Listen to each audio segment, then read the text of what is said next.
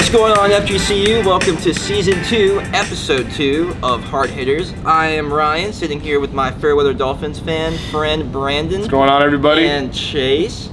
What's up? Today we have a lot of topics to get to, both from the college and the pro level. We're going to start with the very new and strange news of St. Thomas University from St. Paul, Minnesota, being essentially kicked out of their Division III conference and trying to make that immediate jump into Division I. Chase? So I feel like this is a wasted opportunity from the Minnesota Intercollegiate Athletic Conference. St. Thomas has been dominant this decade, and they could have been like Mount Union in Ohio, like having a history of being dominant, and they could have produced pros for that, like how Mount Union has produced like Pierre Garçon. So I feel like this is a wasted opportunity, and it's just stupid, like competitive reasons, like that shouldn't be a thing. That's like kicking Alabama out of the SEC and making him play in the NFL. Like, it's just stupid. Well, St. Thomas kind of does rout all these teams in their little conference there. One of the most prevalent, I want to say, if that's the correct word, football scores in recent memory out of St. Thomas University was when they beat St. Olaf 97-0 in 2017. Wow. So I can definitely see where this competitive disadvantage is stemming from here. But you're absolutely correct. If they hop straight from Division III to Division I, especially for their football program, then there's going to be an immediate trial by fire. You know, I mean, they might get whipped up. So St. Thomas has two options here for their football conference. They can either go play in the Pioneer League, which has teams that FGCU will recognize, such as Stetson and JU, or they can go and play for Missouri Valley. And Missouri Valley has teams like North Dakota, South Dakota, Indiana State, and Illinois State. So really, it's a toss-up for how they're going to compete. But 97-0, I mean, Yeah, it sounds like these guys are some athletes. Sounds like the Dolphins, really. I really want to think about it. That's what I want to see, St. Thomas against Miami. Oh, God.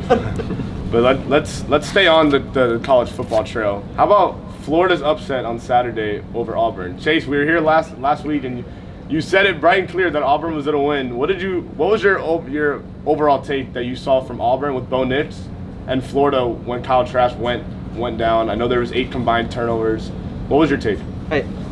The game turned out to be a complete grudge match. Like, I thought that Florida's defense wasn't as good as what they were, and they proved me wrong on Saturday. Like, Auburn's offense was completely shut down for the most part. Scoring 13 points in the first half and then getting shut out in the second half, it was just unbelievable play. Florida has probably one of the toughest schedules right now in college football, and now they'll travel to Death Valley this upcoming Saturday night. It was the site of College Game Day, the second consecutive week. Do you see Florida? I know the overall line right now is 14.5 point spread. Do you feel like that's a little too much that they're giving LSU? Yeah, I feel like it's way too much. Like, honestly, I'm picking Florida to win outright in this game. Oh, okay.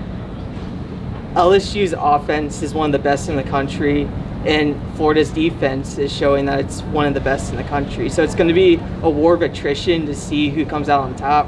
But I think Florida's defense and Dan Mullen's game planning is going to stifle LSU's offense.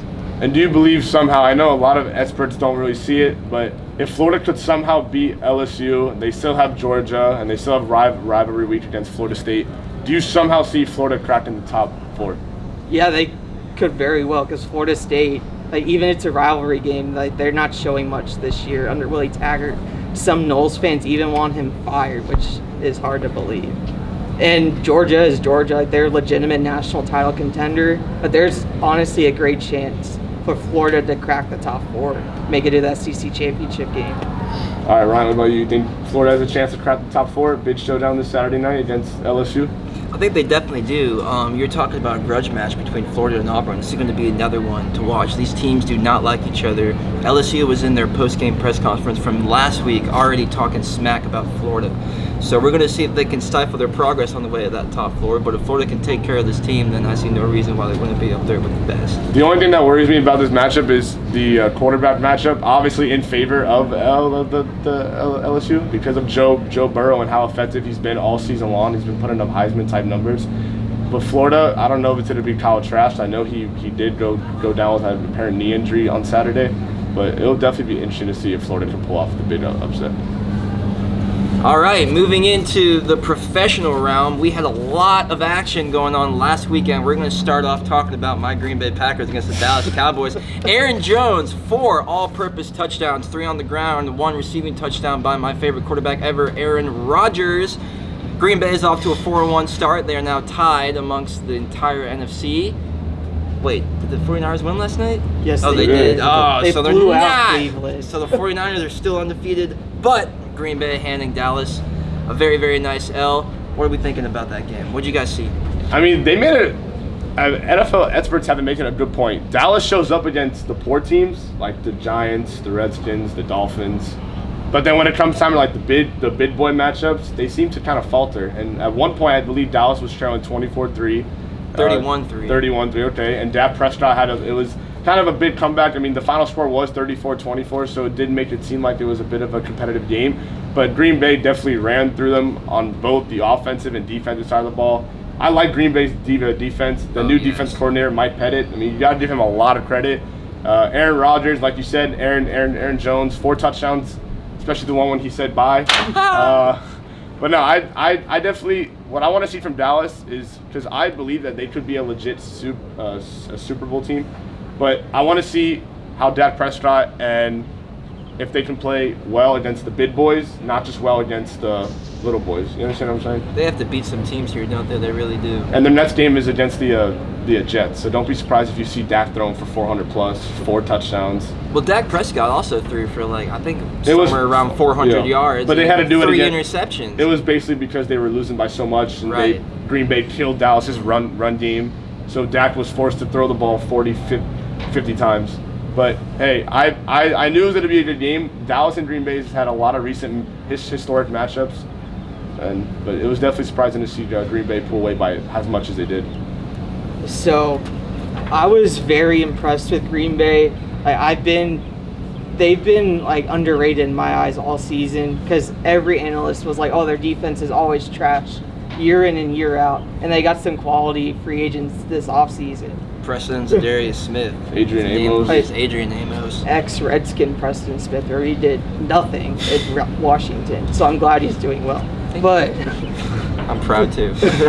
But this Green Bay offense torched Dallas without Devontae Adams dealing with an injury. That's a key missing link. Devontae Adams is one of the best receivers in football, and to do that against that Dallas defense, Green Bay may just come out of the NFC this year, represent the NFC in the Super Bowl. And the AFC, how about the Indianapolis Colts? This was a matchup that a lot of fans saw the Chiefs were going to run away with it. They were going to blow them out 10, 20 points. But instead we saw Jacoby Brissett, a great game plan from the Indianapolis Colts. Their offensive line absolutely blows by the Chiefs, and Indianapolis pulls off the upset. Ryan, what did you take from that game Sunday night? Well, you mentioned their O-line, and you also mentioned Jacoby Brissett. The O-line did a good job of protecting Jacoby Brissett. He was able to game manage very well, but the key player of this game was definitely Marlon Mack. That O-line was getting 3 to 4 yards of separation off the line of scrimmage. They were making the holes for Marlon to come and grind out those yards. And when the Colts were playing defense, they played man up on the Chiefs, and that's what Patrick Mahomes said in his post-game press conference, that these teams are starting to figure us out. Now what they got coming on down the stretch, if these other teams can start replicating the Colts formula and the other teams that have shown to be the ability to stifle them in the passing game, then they might be in some trouble down the stretch here. They need Tyreek to come back immediately. They need some speed. Chase, let me ask you, what did you see from Mahomes on Sunday night? I know he had a great play where he rolled out of the pocket and fired a touchdown. But other than that, it seemed like I know one of the offensive linemen stepped on his ankle. He had his ankle taped up during halftime. I don't know. I mean, he did finish with 341 passing yards. But what was your overall take that you saw from Mahomes? So Mahomes, no question, has a great arm, and he can use that to gunsling the ball down the field. But honestly, I think defense is maybe starting to figure out that Chiefs offense. We've seen this over and over again in the league in history. Every great offense has been eventually matched by the defensive coaches in the league. So I feel like that may be starting to happen. with Kansas City right now, and I'm honestly worried that their offense may be stifled at some point within the next 2 years. And it's very concerning. And an interesting stat is Mahomes' last game, 2 games at Detroit and home this weekend, he's only thrown for 1 touchdown. So we're used to seeing Mahomes like electrify the fans, throw for 3-4 touchdowns a game. How about 1 touchdown pass in the last 2 games combined? So it'll be interesting to see moving forward what the Chiefs will be able to do. The winds of change are coming for Week 6 is what I will say for Patrick Mahomes and the rest of the NFL. Let's run down this week. Let's do some game picks. We'll start Thursday night, Giants at Patriots. Always a pretty good rivalry here. I'm going to go ahead and say I don't think that Daniel Jones can pull it off. I'm going to go with the Patriots. We'll say 28-14. The 2007 Super Bowl, that's what automatically comes to my head when I think of these 2 teams, and the 2012 Super Bowl. But a Thursday night game in Gillette Stadium, Tom Brady, Julian Edelman, Sony Michel, and the Giants might not have Saquon, Evan Ingram, and Sterling Shepard. Give me the Pats easy all day. I also like the Pats because, I mean, who's Daniel Jones going to throw to with Evan Ingram and Sterling Shepard both dealing with injuries? Like Golden Tate, come on. I see the Pats winning this all day. Redskins, Dolphins coming up. Your toilet bowl of the week. Add a little flushing sound in there for us if you could. I'm going to say that the Redskins just fired Gruden. They're going to be sloppy this week. They're coming into Miami Gardens. You know that Miami, they've been able to keep their team together for the most part. They're hungry for their first win here. Too little, too late, but I think I'm going to go with the Dolphins over the Redskins. Chase, we'll start off with you. So, some wise man once told me, always bet against the Redskins. So I'm going to do that right here, go with the Miami Dolphins. They had a lead against the Chargers at one point. A brief lead. Yes, it was brief. But is the Redskins showing any signs of improvement right now? They've been getting worse, perennially worse as the season has progressed right now. And I think the Dolphins have been going in the opposite direction, and they've been getting better. Like, as bad as they may seem, they are actually improving in my eyes. So I like the Dolphins to win a close one in Miami. Yeah, Miami's coming off a bye week, so they'll definitely be extra well rested. You probably won't see a lot of offense in this game. I don't even know whether Dwayne Haskins or Colt McCoy's at the start. There was a report saying that they might play all 3 quarterbacks on Sunday. Okay, yeah. So I'm gonna go with the QB carousel on Sunday. 0-9, Literally. 2 teams combined. I'm gonna go with the Dolphins. I'm gonna say 12-9. It's gonna be a very, very low scoring game. Terry McLaurin should be playing Sunday though, so that's one thing to watch out for. I'm going to say 14-10. I agree, low scoring, but I don't think they're going to kick 3 consecutive field goals. We need some touchdowns for both of these teams very, very badly.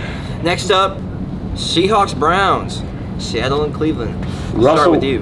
Russell Wilson, he's probably having a career year. This is probably the best I've seen Russell Wilson play in a long time. Tyler Lockett should have a big day. Cleveland coming off an embarrassing Monday night loss to the San Francisco 49ers. Give me Seattle, even though it's on the road in Cleveland. Seattle should take this one 27-14. I think Seattle's going to win a close one here. I like what Russell Wilson and Tyler Lockett's connection, what they've been brewing. And Cleveland they can either take this loss 2 ways. They can either get extra motivated or just give up because they've been underperforming. Everyone hyped them up in the offseason. But I like Seattle to win 24-14. I love Baker Mayfield's, player at home commercials. Do you see them? And I think that's where he's going to be all week preparing for this game. You think that they're going to lose close? I think that they're going to win close. Okay, so I'm going to take the Cleveland Browns. They have to get Chubb involved. They have to get OBJ involved. They need Baker to be at the top of his game. They need the O-line to hold up. They need the receivers to get separation on Seattle's often good defense. They may not be the Legion of Boom anymore, but they can still harass an offense. But as long as Cleveland can keep its composure and have that little bit of that motivation that you were talking about early, I'm going to pick Cleveland at home 21-17. What I would also love is to see you guys out at the FGCU volleyball games this weekend. We have versus Kennesaw, or JU, I should say, Jacksonville University on Friday night and Kennesaw State on Sunday night. Come out to support our school sports. That being said, this was Hard Hitters Season 2, Episode 2. Once again, I'm Ryan. I'm Brandon. And I'm Chase. Thank you for watching. We'll see you right here next week.